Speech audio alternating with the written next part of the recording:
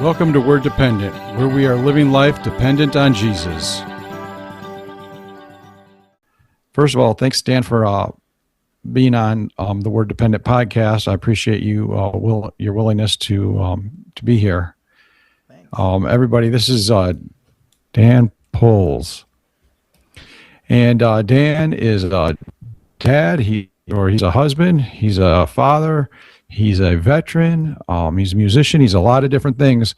But the one thing that I think is probably the most important thing is he's a father, he's a son of the Most High God. So that's what we're going to talk about, Dan. Can you tell me, have you always been a Christian? Yeah, so I did grow up in a Christian family with a lot of the Christian values, but I did also find when I went to college that a lot of those assumptions that I grew up with and just that background was highly challenged. Even though I went to a Christian college, I saw different professors with opposite viewpoints on things, and both present incredibly well-evidenced arguments. And so at some point you go, wow, I can't just go with what I've been taught or what I think I know. I need to actually research these things out and figure out what I personally believe about this. And so I did start on a journey in that in college to decide, what do I actually believe about God and about faith in Jesus. It's interesting that you bring that up, because I was just talking to my wife about that the other day. I was talking to a pastor that mentioned how his son went to school and came home for break and said, I think all this stuff that you've taught us, I think religion altogether is just a farce. Because he was presented some pretty good arguments from some professors, and he didn't have answers for what they were asking him. So his theology, he was weak. He knew Sunday school answers, but when it came down to the brass tacks, he wasn't able to come up with anything. So that's sad, but it's good that you were able to work through that. Yeah, it's definitely challenging in that space, because college is set up to where you are supposed to revere and trust the educators, word above everything else, almost in many times a toxic way. And so I think that the best thing we can do, regardless of where we send our kids for college, or whether it's a Christian college or a secular college, it doesn't really matter. I think the best thing we can do for our kids is teach them how to teach themselves, teach them how to critically think, and teach them how to find out what truth is, and not just say, this person is in a position of authority over me, or this person seems really smart, so I have to go with what they say. I trust them more than I trust myself. So if we teach our kids to trust themselves and trust their ability to find the right answers, then they don't have to challenge the professor, but they don't have to just have their entire foundation crumbled as soon as they hear something contrary that's well evidenced and well presented. Because there's many things that are well presented that seem so plausible, but they actually lack substance. But the presentation and the charisma of which it's presented is way convincing. And that's a very dangerous thing, especially in this world where everything is convincingly presented. It's very curated. Very, very true. That's well said. Yeah. Can you tell me then, can you tell me when you knew you were going to put your faith in Jesus, when you work through this stuff and you're like, yeah, this Jesus is the real deal, and that's who I'm going to stand on, him and his word. And when did you realize that? I would say that was kind of a redecision I had to make either my freshman or sophomore year of college, where I was like, okay, I know this stuff from my background, but now it's time to kind of put my life and put my money where my faith is, so to speak, and say, yes, I do believe this, and not only do I believe it, I'm going to live my life with this truth as the informative catalyst that I will live my life under. This is the worldview that I am now looking at everything else through.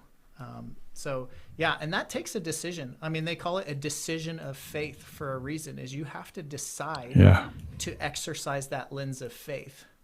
The Pharisees asked Jesus over and over, give us a sign, give us a sign, give us a sign. And he's like, to who has ears, let him hear, which means if you have the right lens to look at this stuff, you're going to receive what I have for you, but you have to decide to look at it with the correct worldview and with the correct lens in the first place in order to receive what it has. And so deciding that was going to be my worldview and that was going to be my lens was very, I think that was probably, that's a faith decision. Absolutely. Yeah. So what is an experience you have had that really grew your faith?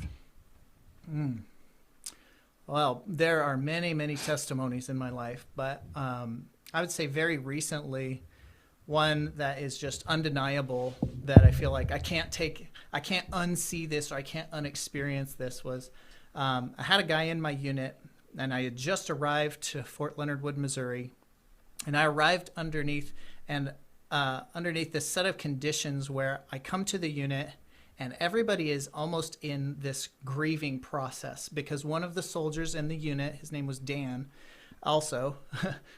Dan is all over the place. But he was on his deathbed, and he was one of the soldiers in the unit. His body had gone septic. He was in the hospital. And they had basically sent chaplains to the unit to provide grief counseling for soldiers. So I didn't know him coming in, but I'm walking into this situation where everybody is grieving the death of one of their brothers, basically. This is a very key guy in the unit, really well respected. And one of the other people in the unit said, hey, you're a Christian, right? And I was like, yes, I am. He's like, well, we need to be praying for Dan Creel. I was like, count me in, man. Like, we need to be praying for this guy. So we started praying, me and this guy, Sean. We started praying every day at lunch. We'd just get together and start praying. And then we started fasting also for this guy. And what's crazy is through this whole process, his brother was kind of watching him in the hospital, and he just kept declining and declining. And there was a point where the machines all started beeping, and Dan Creel was dead. His brain activity had ceased. The only thing that was working was the life support machines that were, still pumping blood through his body and air into his lungs. But the brain monitor had, flatlined. And the hospital staff walked into that room and said, hey, we're really sorry, but this is it. Your brother's dead. And in this incredible show of faith, his brother says, no, he's not dead, because I know at least 5 guys that are praying for him, and 2 of them have been fasting for him for over a week. You're not unplugging my brother. He is not dead. And within minutes of him saying that, and he physically blocked the nurses from unplugging the machines. He physically said, get out of this room. You're not going to unplug my brother. Within minutes, that brain activity monitor started going. And Holy cow. And then all of these machines started all of his stats just started climbing rapidly. And what's the craziest thing is, when somebody flatlines with their brain activity, the doctors go, okay, well, he's alive, but he's not really alive. He's a vegetable. He will never talk again. He'll never walk again. Like, his brain was gone for minutes. You don't come back from that. Well, in 2 weeks, this guy opened up his eyes and started talking.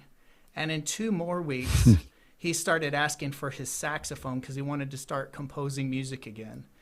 And over the course of just a couple months, he went from a dead person to coming back to life. And, they said, well, he'll never walk again. Well, he's walking, with some assistance. He uses a cane. But man, Dan, I saw pictures of him in the hospital where he had bed sores that had gone gangrenous because they had neglected to care for him properly somehow. But it was in his back, and there was a wound gangrenous wound in his back that was so big, it went into his body cavity. You could have put a bowling ball inside this man. Black gangrenous wound that you could put a bowling ball inside. You could see his spine in there. I mean, it's like I'm looking at a corpse. And Holy cow. only months later, after seeing this picture of what he looked like in the hospital, I'm over at his house and he pulls up his shirt and there's a tiny pinprick scar that's the size of his pinky where that giant hole in his body was. And it just sounds too good to be real. But it's like, this is not a secondhand thing. I watched it happen in front of me, right?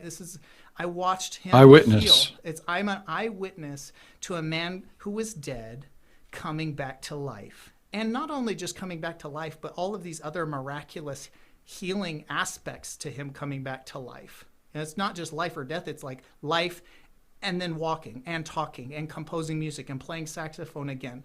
And, and also kind of discovering who he is in the process too. He's not a perfect person.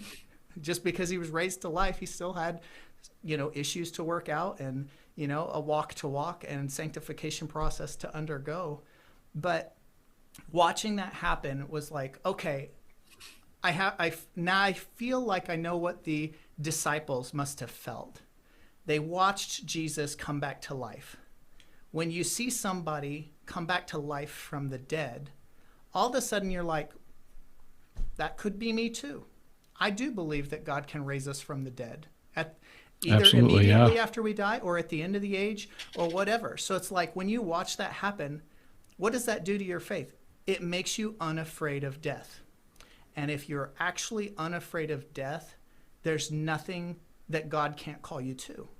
And I really think, if we get over this idea that we're afraid of dying or afraid of discomfort or afraid of suffering, and we actually embrace the fact that all of those things are going to happen, but that God makes it okay because he's God. And it's, it's like you have to put your faith into that to reap the benefit and the reward from that level of faith. Really, then there's no way God can't use you because you will always have a yes for the Lord. And so, yeah, watching my friend come back to life has really reaffirmed my own faith over and over again, where I'm like, yeah, I'm going to be raised to life someday too. Yeah. You can't convince me otherwise. No professor in a college is going to give me enough evidence to unbelieve what I've seen with my own eyes and experienced in that. So, Right. yeah. That's an awesome story. Thanks for sharing it. Yeah. I like how you talked about what the disciples were probably seeing, and you're an eyewitness to this thing that happened. And a lot of people read the Bible, or I heard somebody the other day saying the Bible is just a bunch of fairy tales. Really, it's a history book. But over time, people have decided that they're not going to believe it, so they call it whatever they want to call it. But they are eyewitness accounts of the things that happened in the New Testament, specifically of things that happened in the life of Christ, and then what happened after his life too, when he ascended, and he's still alive, but when he ascended into heaven and was no longer with the disciples.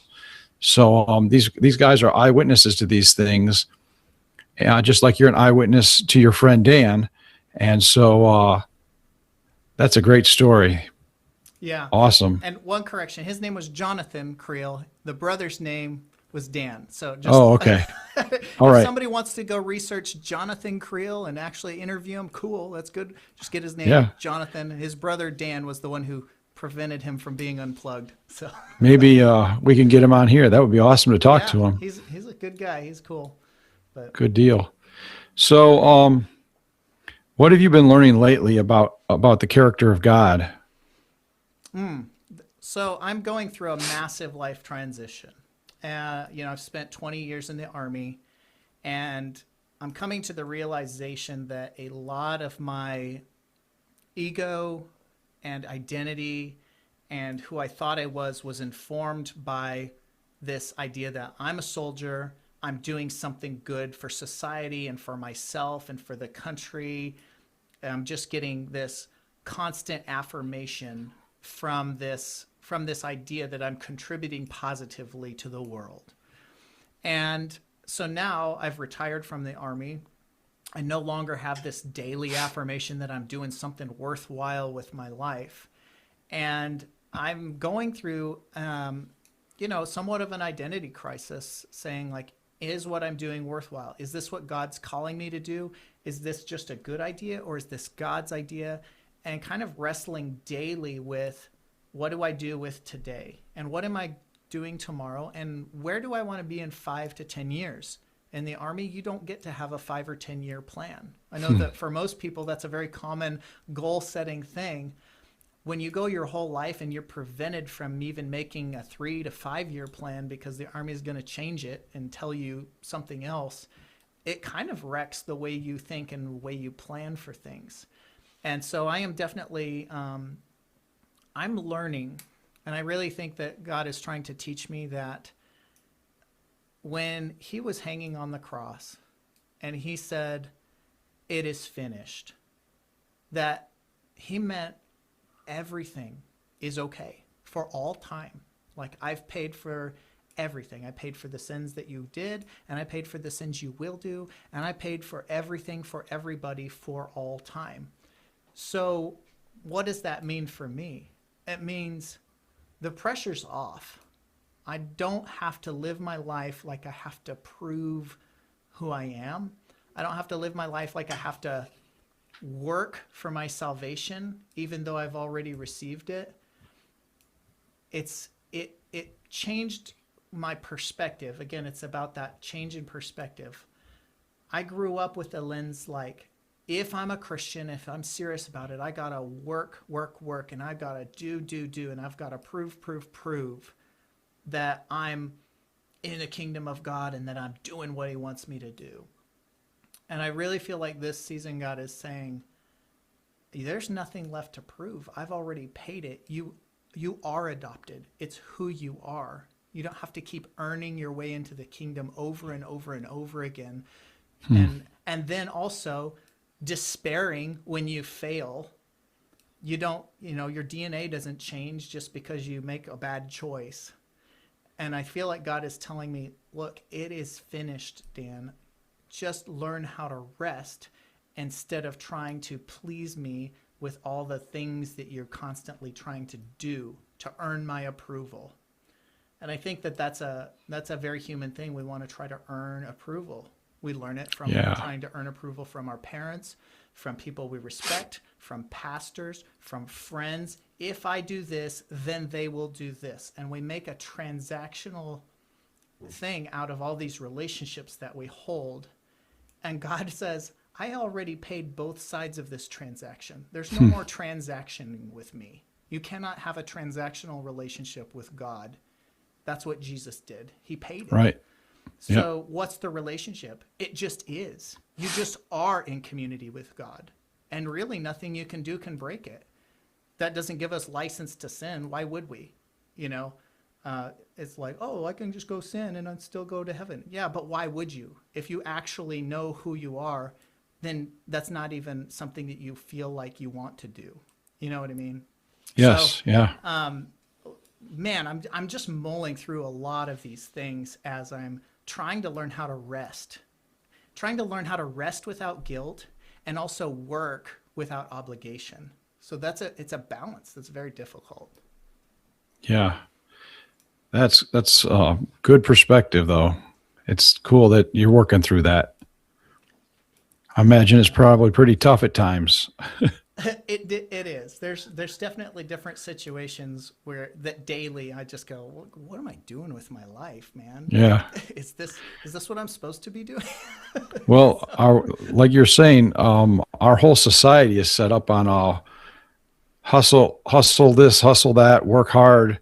From even school, kids in first grade are taught that all the way for 12 years. They're taught that. And then you get a job and they teach you that at the job. And if you perform well, then you keep your job. And if you don't perform well, you get to go home. Yep. So that's just our society is like that. You know, So tell me, what about Jesus is awesome to you? oh man, I feel like the the thing that is just so overwhelmingly awesome about Jesus to me is that, you know, Jesus is God. Jesus is God Almighty, made flesh to come and give himself for us. He loved us so much that while we were still sinners, he died for us. To me, you know, this is military maybe thinking, but like while I'm sitting there giving middle fingers at God Almighty saying, I'm going to do things my own way. I don't care about you. I'm being offensive toward the God of the universe by trying to do things my way instead of the way he created me to be. Jesus, in knowing that you're giving him middle fingers, essentially, he's still willing to come and die for you. Hmm. That just blows my mind. Is, you know, we're taught in everything, if somebody shows you animosity, you show animosity back. Eye for Yep. an eye, tooth for tooth, you know. And God said, no, I'm going to take all of your offense, and instead of taking offense at you, I'm actually going to give you grace. And I was talking about this actually to my kids earlier today about the flood, and, you know, about how God had an opportunity at any time. He has the opportunity to wipe up all of humanity off the face of the earth and start over. So the question is, why didn't he? And that actually, my son asked me that. He's like, well, you know, God saw Adam and Eve mess it up in the garden, and then he had the opportunity to just completely start over with humanity, especially at the flood. Why didn't he just wipe everybody off and start completely over? And I said, well, Eli, if there was something messed up in your family, like in our family right here, would you just like wipe us out and just start over with a new family?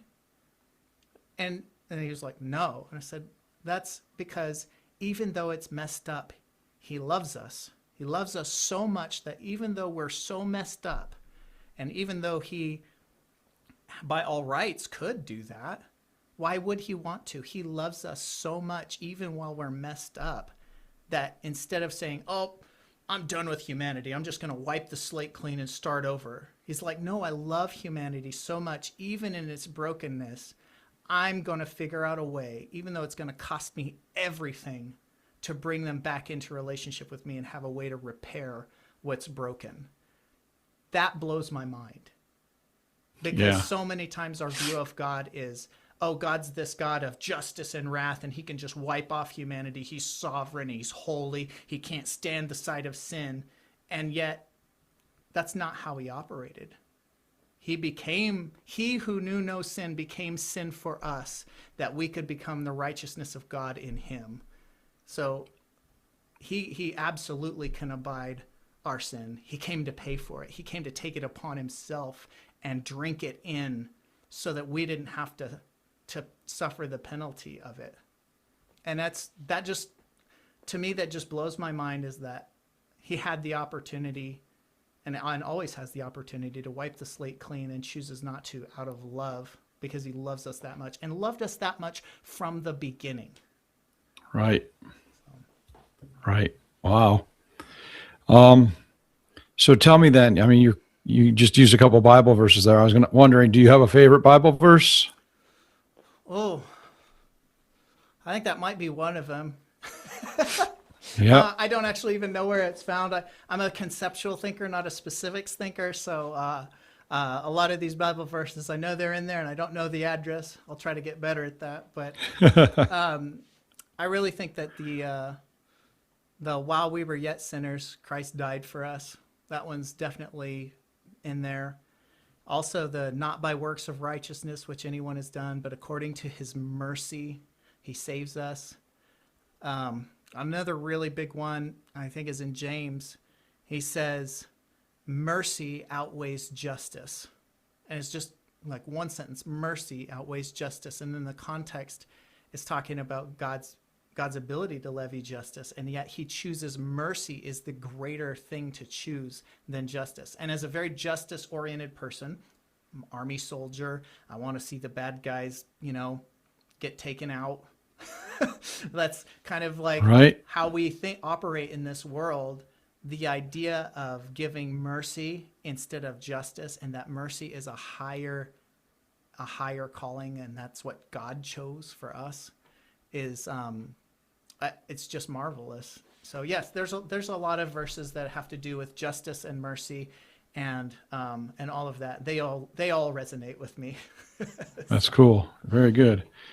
So being word dependent is being dependent on Jesus. So how are you living out being word dependent these days? Oh, I think it goes straight back to that tendency for striving and learning how to not strive, and learning that my value to God and his kingdom is not based on my output, or not based on the things that I do to advance the kingdom, or how hard I pray or how much I read the Bible. Those are all good things, but that my value to God is the same value no matter what I do or don't do.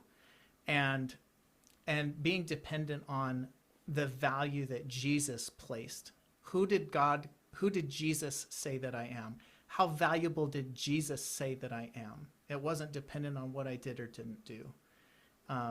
And so I think for me, it's when I mess up, when I fall in different areas, when I fail to do what I know is God is calling me to do, when I forget my identity in Christ and start operating in the flesh, when and then the tendency is to go into shame and say, oh, I messed up again, God. I'm such a jerk. I'm so sorry. And instead of falling all the way over to shame, just to try to recenter and say, who am I in Christ right now? How does God see me right now? Even in the 50 minutes or 50 seconds after I did something that I'm ashamed of, how does God see me right now?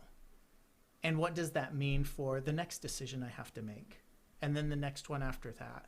And the faster you get back to understanding who you are, even after you fail, that failure doesn't have to start stacking into multiple failures or habits. It's just a one-off. You recenter and you move forward and you learn from it and you grow from it. And I think that Jesus is actually very pleased when it happens that way, because he's not holding our sin against us. He's already separated it from us as far as the east is from the west. Yep. And he just wants to see what's next. What's the next decision that you're going to make? And is it within the identity that I've called you to be? Or is it in line with shame and remorse and striving? And so I think I'm definitely trying to focus on who am I right now and say, God, remind me how you see me, so that I can see myself that way, so that in my actions, in my interactions, in everything I do and say and think, I can have the correct perspective and lens and worldview that you've given me, not the one that the world gives. Yeah, that's good stuff. Yeah. Very good.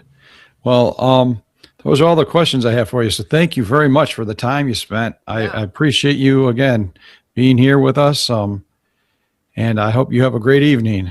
All right. Thanks, Dan. I appreciate it. And we'll talk again soon, brother. Oh, okay. Thank you. All right.